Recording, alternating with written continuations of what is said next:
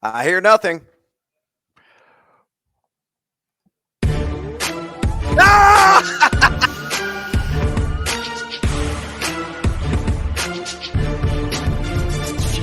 This is the Fade 5 Podcast with Brad Evans and Nate Lundy. Place your bets, you jackwagons! This is indeed the Fade 5 Podcast on this Hump Day edition presented by the ultra smooth and very tasty Suavecito Tequila. Go pick up a bottle of the Añejo right now, or Reposado, or a little super action at Total Wine and More. Slight delay there off the blocks, but we're on point hopefully today. There's a little light that's supposed to show up when I press the button. There was no light. There was no light. I did not see the light. You sound like a Florence and the Machine song. No light, no light, and your bright blue eyes. Yeah, I know exactly what you're talking about.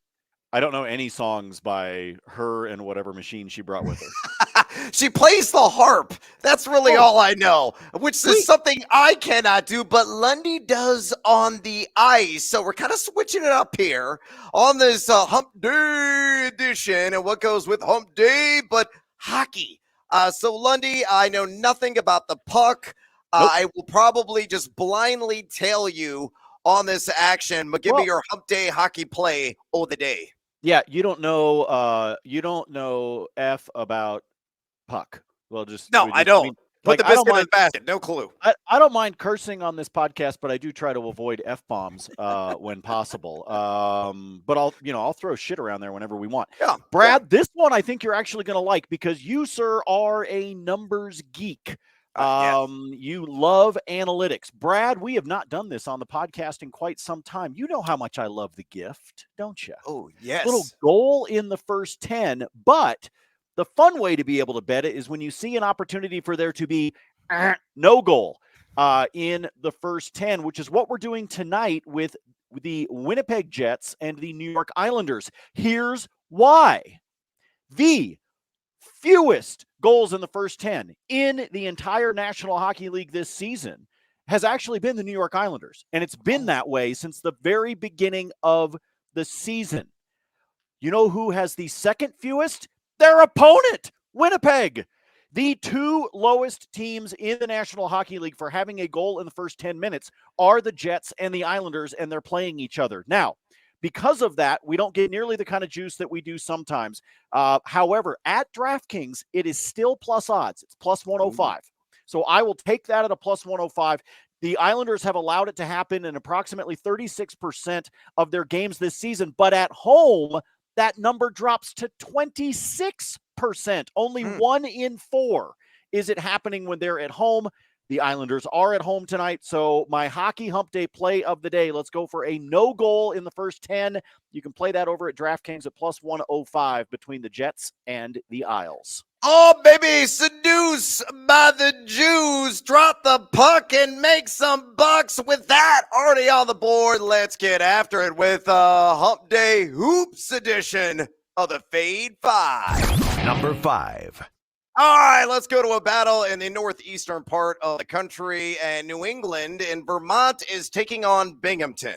I have no idea where exactly Binghamton is, but I know the Catamounts right now projected to make the field representatives of the American East, and I am going to lay the heavy chalk with those Catamounts minus 13.5 at home against Binghamton. The reason why I'm on VT, they're 7-1 straight up at home this season, and number 25 in all of college basketball in those home matchups.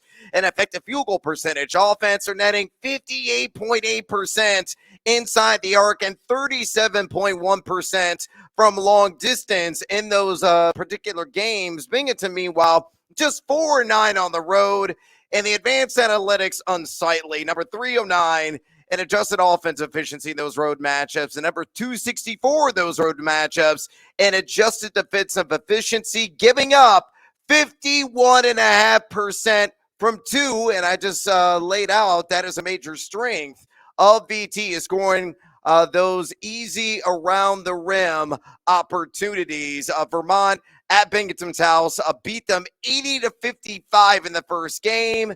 They trounced them in the second game. So Lundy, you got to come with me and tap the tree, maybe get some maple syrup on Vermont. Minus 13.5 against Binghamton. Again, still have no idea where that school is. Minus 110 at BetMGM. Well, we have a budding maple syrup conglomerate. Brad and I will be crashing a wedding later this week.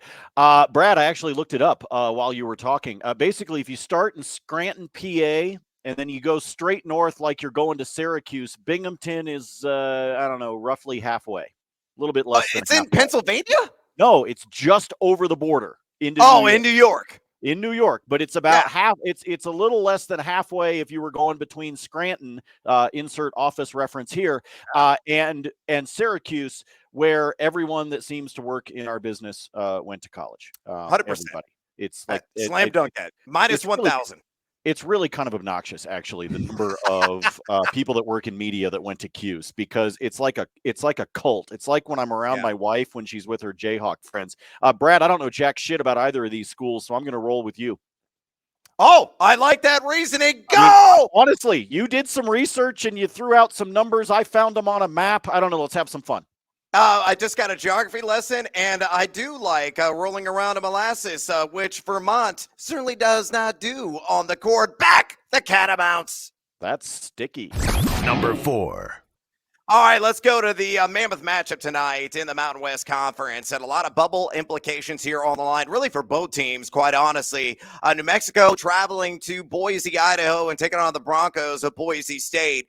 Right now, Boise State I have projected as the number 11 seed on the latest version of the bracket big board. And the very last team I have in at the moment, none other than the Lobos. So a lot riding on this game for both of these schools. And I like New Mexico as a result. Plus the 6.5 here on the road in what used to be called Taco Bell Arena. And that's criminally not called that anymore. A lot of chicken salad tacos, alfresco style, por favor. But I'm going to take the points here. Minus 110 at BetMGM. You look at New Mexico, they've been decent on the road this season, 5-4 straight up, and number 7 in all of college basketball in those road matchups, and effective field goal percentage offense, shooting 53.6% from 2 and over 41% from 3. Now, they've been overly forgiving defensively, number 135 in effective field goal percentage, D, but you go back to the first matchup, played inside the pit earlier this season. It was an overtime thriller. I remember that was played on a Friday night. On the late night tip, I was locked and loaded on that. And New Mexico got that key victory, 81-79. I think it's going to be another one of those nip and tuck affairs. Boise 12-1 at home this season. Number 79, though, in effective field goal percentage offense, and number 18 in adjusted defensive efficiency in those home matchups. So with Jalen House back and healthy, matched with Jamal Mashburn Jr., that dynamic duo in the backcourt in New Mexico, I think younger Patino keeps this one close. I'm not saying they win. I think Boise gets the W here, but they're not going to win by 7 or more.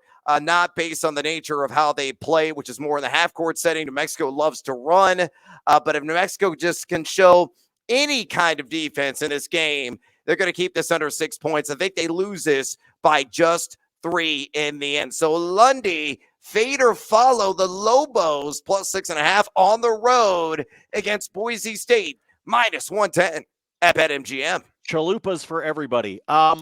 Don't like this is a tough one, Brad, because again, I go back to trends. You know, I like trends. I'm not a trendy person, but I do like trends. And it's because in the matchup between these two teams, the last 5 times they've played, the home team's covered in 4 out of the 5. All right. So against the spread, the home team manages to cover. But Boise State has sucked against the spread in their last 5 games. They're 0-5. They're not covering. Nope. They're leaving the door open for these teams. And so, unless something all of a sudden clicks, and in my opinion, the only way that clicks is if you actually go back and call it Taco Bell Arena again, because college students, they dig the chalupa. That's the only way this is going to work. I'm with you that I think the Broncos may squeeze this one out, but with the way they've been playing and the fact that they're not covering, they're leaving the back door open. You sneak in, you grab a beverage, you steal the cookies where mom hides them in the cabinet. If you're going to leave the back door open, that's what the Lobos are going to do. I like where you've got them on your line right now in terms of the bracket, and I like them tonight plus the 6.5. if you're out there and you're slightly nervous about this one, there's a couple of games out there that I kind of like the alt line. I hadn't really thought about this one, but this would be one that I'd be willing to bump up to like maybe 9.5, maybe even 10.5, and just keep the Lobos within single digits. And you could make it a part of another parlay. But I do also like it straight up because just of how Boise State's been playing lately. Yeah, build the bankroll, back to Lobos, buy yourself some Nachos Belgrande. Number 3. All right, numero tres here on the Fade 5 today. Let's go to the wildly mediocre ACC, to really a conference just largely down this year. I don't think there's any way to sugarcoat that, but there is going to be points aplenty on the board tonight between North Carolina State as they are hosting Wake Forest. Give me the over, 155.5 at -110 at BetMGM. It seems like a hefty total, but understand the style of play. Wake Forest, number 53 in the country, according to KenPom.com at adjusted tempo. North Carolina State, not that far off that pace at number 77. Both these teams top 38 in adjusted offensive efficiency, with Wake Forest even better in effective field goal percentage offense, number 24 in the country. They can really fill up the cup. Wake Forest as well, they don't play a lick of defense. Number 230 in the nation in effective field goal percentage. North Carolina State puts a little bit more effort in that category. Number 82 in EFG percentage defense, but not otherworldly by any stretch of the imagination. Game 1 finished at 156, so barely over. That's probably why the number is where it's at. It was 79-77 Wolfpack in that matchup. I have NC State firmly in my projected field right now as a number 8 seed. Wake Forest firmly out, but points, given the engines are going to be revved in this game, are going to be plentiful to say the least. So fade or follow, Lundy, Demon Deacons and Wolfpack, ow, on the over 155.5, -110 at BetMGM. I have nothing more to say other than smash it. I think they're going to destroy this number. I don't think it's actually going to be close. I think they're going to go. Now, that said, I'm going to give you an alt line coming up in bonus time that I like on this one. But I don't think you're going to sweat this one. I know it was 156 last go around. I don't know you're going to sweat this one. I think it's going to be points aplenty, defense optional, and in what you talked about as a mediocre ACC conference this year. Give me the over. Give me the points. Nobody's playing any damn defense, especially Wake. Team LeBron, Team Giannis, a rematch? Yeah, it's Wake Forest and NC State. Number 2. Numero dos. Oh, my goodness, a Bubblicious matchup tonight in Madison, Wisconsin. And let's do it for a 6-pack of Spotted Cow. Give me the Wisconsin Badgers inside the Kohl Center, plus a 1.5 against the visiting Iowa Hawkeyes, -110 at DraftKings. And look at Wisco. They have won 3 of their last 4 games, or excuse me, let me read my handwriting. They have lost 3 of their last 4 games at home, which is very uncharacteristic for them. And in those home matchups, number 263 in effective field goal percentage offense and number 239 in effective field goal percentage defense. You're saying, why on earth would I throw my hard-earned cash behind a team that is just miserable in all those advanced categories? Well, I'm going to give you a reason why. Iowa 3-6 straight up away.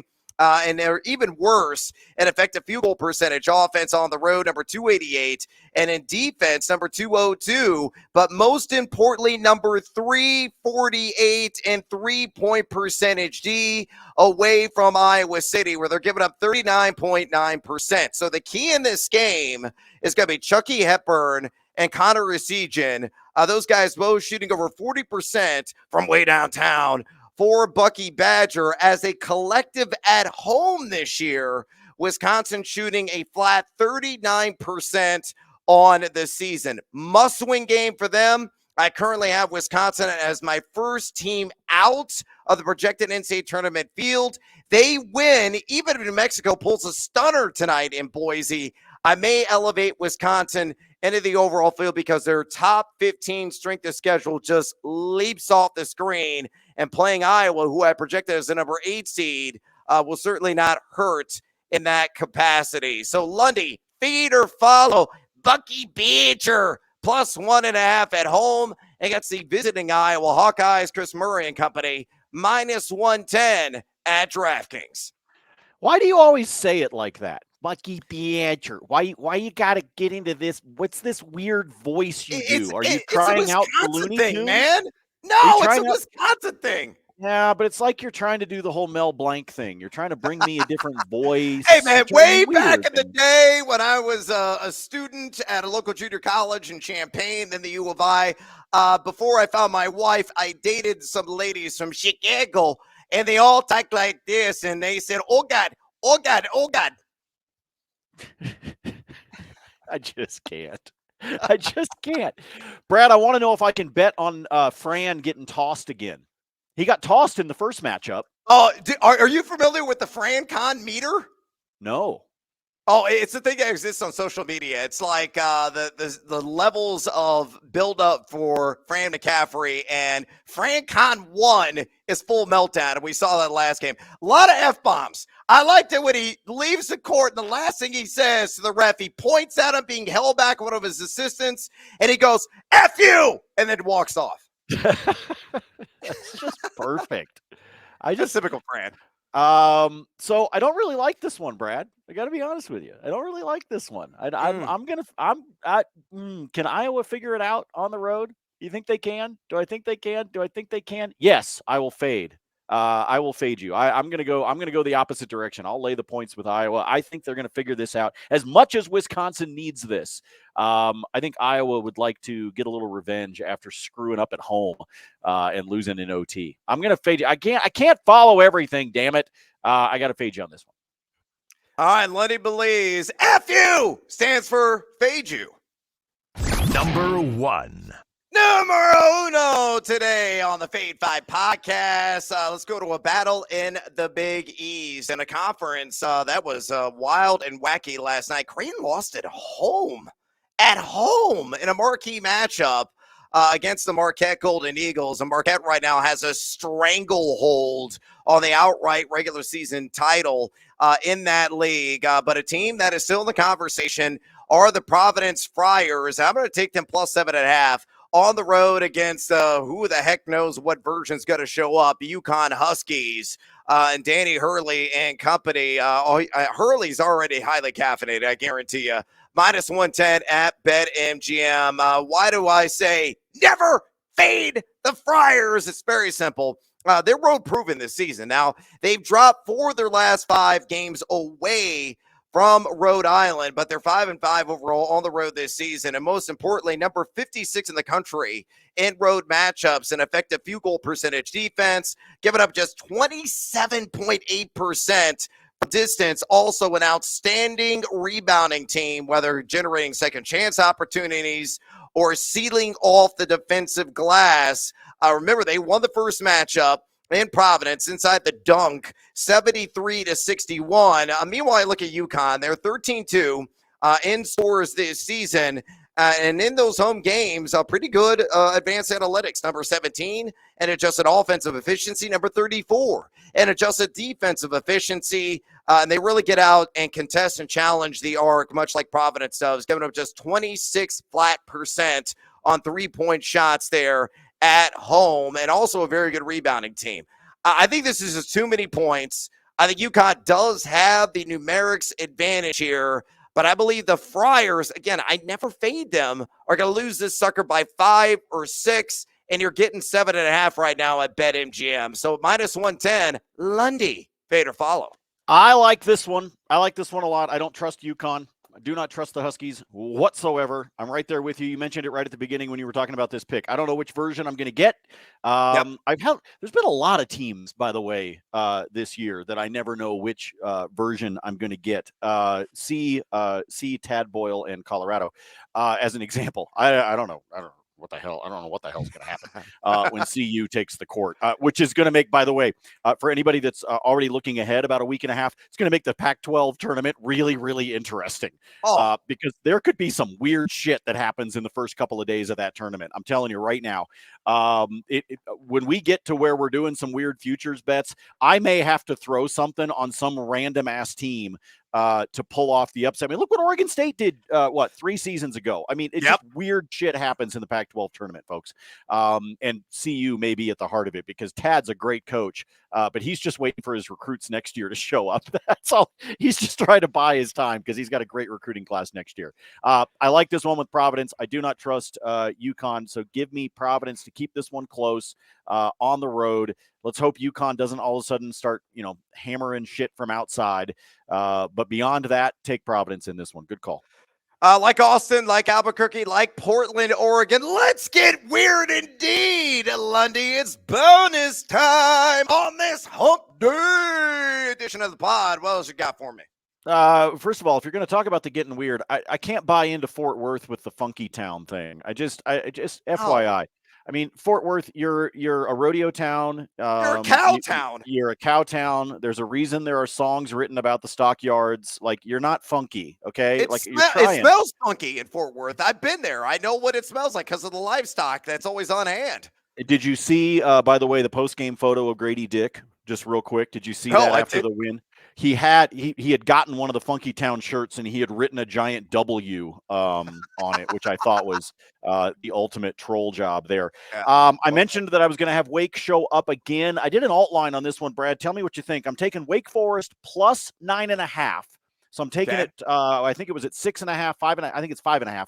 I bumped it up to 9.5. So I need Wake to keep this one in single digits. And then I brought the total down to 148.5. If you do those two things, if you do both of those things, same game parlay plus 110 at BetMGM. So again, 9.5, and then you could fluctuate it. Like if you wanted to bump Wake even up to like 11.5 and then move that total. Like I said, I love the total at 155.5. I was just trying to get myself a little bit of a buffer. And in the hopes that the Demon Deacons can somehow keep this close.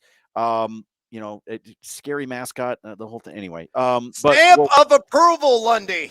All right, there we go. On the ice tonight, there's actually only 3 games. I already told you my favorite bet. We started it off in Hump Day Hockey off the top, the no goal in the first 10 between Winnipeg and the Islanders. I actually like Winnipeg to win in this one. It's essentially a pick'em as it stands right now, but Winnipeg has won 4 of 6. The Islanders have lost 4 of 6. So the two teams are passing each other in the night right now in terms of how they are trending. So we're going to get crazy with the cheese whiz here, folks. You got to write this down because I'm not cool and I don't have those banners on the screen like Brad does. All right. I like Winnipeg plus 1.5. So Winnipeg plus on the puck line. I'm going to do the same thing with Arizona at home against Calgary. Calgary's kind of a mess right now if you're paying attention to the Flames. And I think the Coyotes, as mediocre as they have been, can take advantage of that. So I'm taking them plus 1.5. They've actually got points in 9 out of their last 10 games, by the way, the Yotes do. And then Dallas is taking on the Chicago Blackhawks. I cannot figure out what's going on with Dallas right now. They have lost 4 in a row, including 3 in a row at home. And they're still in first place in the division somehow. And I'm going to lay the puck line with Dallas because I think if you're going to get right, it's going to happen against Chicago. So if I take my Winnipeg plus 1.5, Arizona plus 1.5, Dallas minus 1.5, you with me, folks? Yeah. Is a plus 270 over at BetMGM. And then, oh, baby. You like to throw out a Team Huevos parlay, right? Yeah, I do. All right, I'm going to throw this out. Folks, I'm not telling you to bet the farm on this. I'm telling you to throw a quarter unit on it or something just for fun. When I got up this morning, this was my straight-up gut feel for the 3 hockey games tonight.